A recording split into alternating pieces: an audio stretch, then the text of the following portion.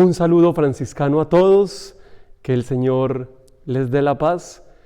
Meditamos en este video la famosísima parábola del buen samaritano. Entre las muchísimas cosas que podríamos meditar de esta célebre parábola, yo quisiera hacer dos lecturas.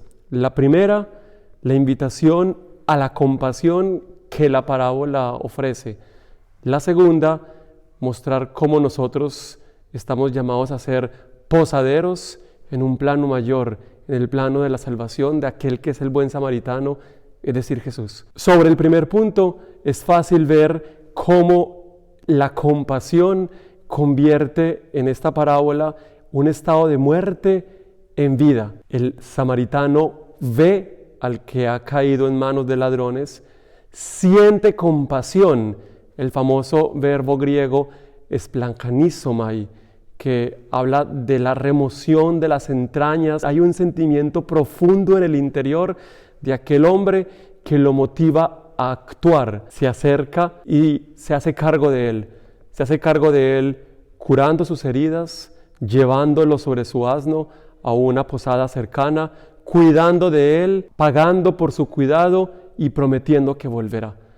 ¿Cómo es posible que una persona haga todo esto y por un desconocido? No sabemos nada del que cayó en manos de ladrones. No sabemos si era bueno o malo, si era ladrón o era honesto. Sabemos que iba caminando solo, seguramente con riquezas por lo que cayó en manos de ladrones, por un camino por el que normalmente nadie transitaba solo, sino en caravana. No sabemos nada de él, tampoco sabe nada de él aquel samaritano, porque los ladrones lo dejaron desnudo y medio muerto. No hay nada que lo identifique como de un grupo del otro. El samaritano solamente toma en consideración que es alguien necesitado, que es alguien que está medio muerto y que necesita volver a la vida. Y lo que hace que tome tan en serio esa tarea de acercarse a él y de hacerse cargo es la compasión. Y esto es lo que lo va a diferenciar del sacerdote y el levita, que pasaron antes que él, también lo vieron, pero en lugar de sentir compasión, dice Lucas que se pasaron del lado de la acera. Dieron un rodeo, dicen nuestras Biblias en español. Antiparerjomai es el verbo, que significa literalmente caminar por el lado contrario. Cuando levita y sacerdote vieron a este hombre, tomaron una decisión que seguramente es justificada. El levita y el sacerdote no pueden tocar sangre porque quedan impuros y tienen que entrar en cuarentena y en el aislamiento por un buen tiempo. Entonces podían justificarse y encontrar una buena excusa para no haber hecho nada.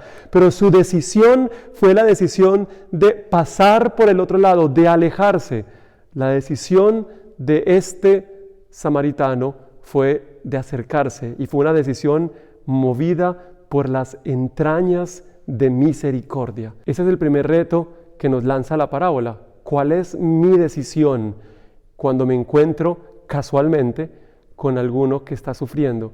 Cuando me encuentro todos los días con uno que necesita de mi ayuda, no solamente física, también moral, espiritual. La transformación que hay entre la muerte, este ha quedado medio muerto, dice el Evangelio, y la vida, que viene de la curación, se da en algunos pasos: ver, sentir compasión, acercarse, hacerse cargo. Un famoso director de una escuela en una obra literaria, los que conocen la obra sabrán quién es inmediatamente, le decía a uno de sus estudiantes: son nuestras decisiones, Harry, lo que define quiénes somos.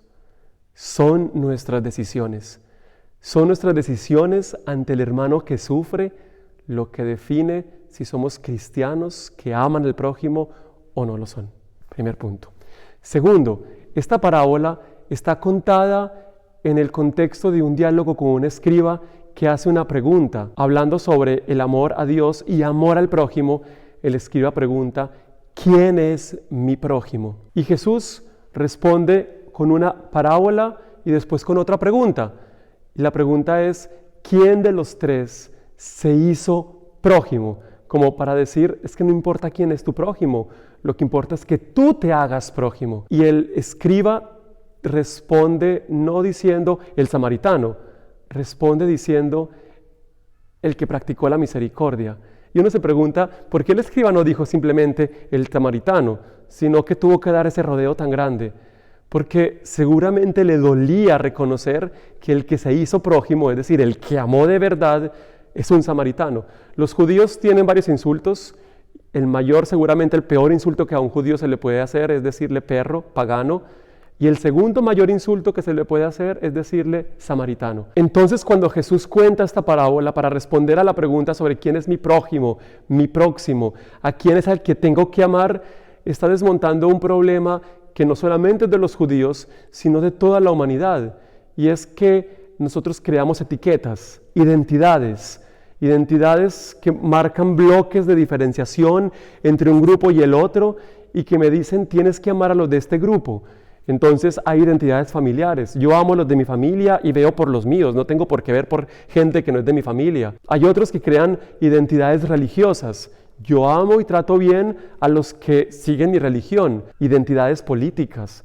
Entonces yo no hago el bien, no puedo querer a quien está en el otro extremo de mis posiciones políticas. Incluso identidades morales. Yo, que siento que tengo una altura moral mucho más grande, trato con desdén y miro con todo de burla, no como el igual mío, no como mi próximo, no como aquel a quien tengo que amar, a quien practica otra forma de vida, a quien tiene otros valores morales que yo no soporto. Y Jesús está desmontando esto. Por eso, después de que pasa el levita y el sacerdote, que eran religiosos, de quienes esperaría uno, porque vienen de Jerusalén, vienen del encuentro con el Señor, uno se esperaría que vinieran llenos de su misericordia, pero se amparan en las normas religiosas para no hacer nada. Y el tercero Jesús lo pone como metiendo el dedo en la llaga, como diciendo, y el tercero era un samaritano, era un odiado, uno que tú, maestro de la ley, jamás identificarías como prójimo,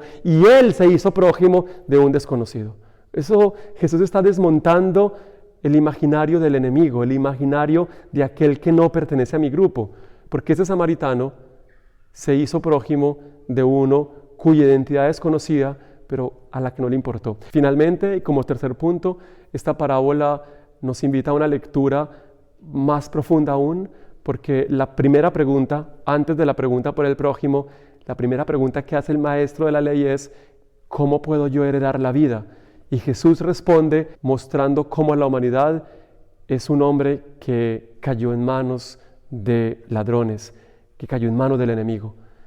El camino de Jerusalén a Jericó es el signo del alejamiento de Dios.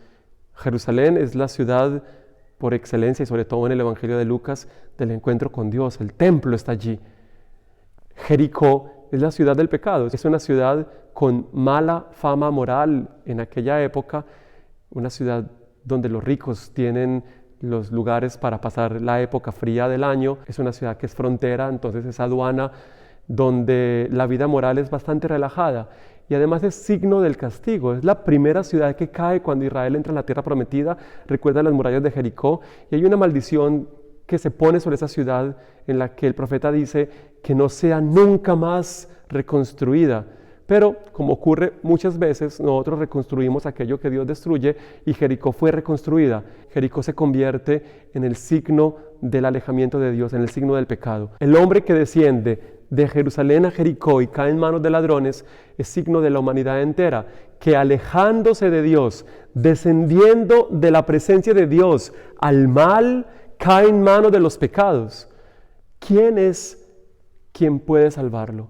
Ciertamente no es la ley y el sistema cultural de Israel, porque estos por la misma ley no pueden hacerlo, no pueden tocar la sangre, no pueden acercarse a aquel que está medio muerto, que es cada uno de los hombres.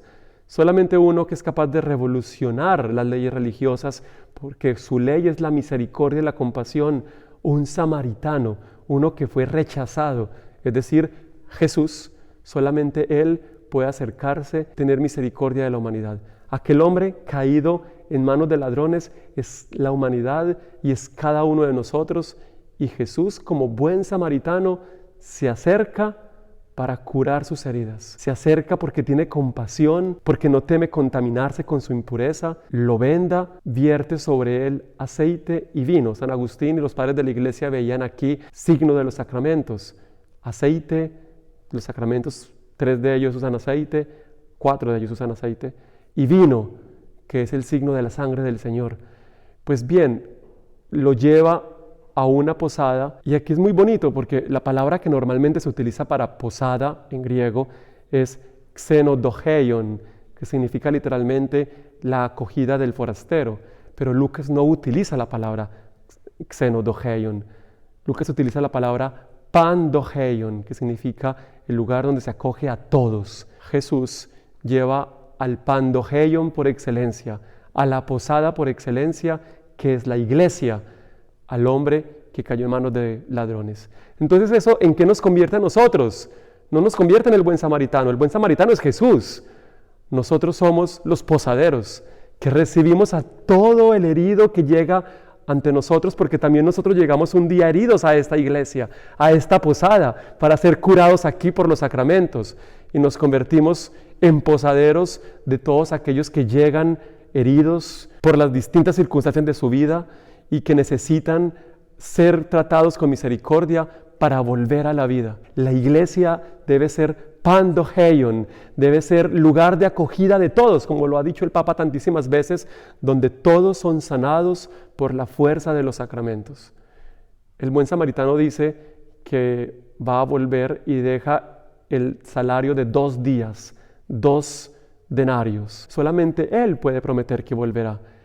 Y si deja el salario de 2 días, significa que volverá al tercero. Y aquí hay un anuncio de la resurrección. Él es el que vuelve al tercer día, pero es un anuncio de su venida gloriosa. Él ha pagado con su muerte y su resurrección el valor suficiente para sanar nuestras heridas y ha prometido que volverá para pagar a los posaderos todo lo que hagamos por cada herido que llega ante nosotros.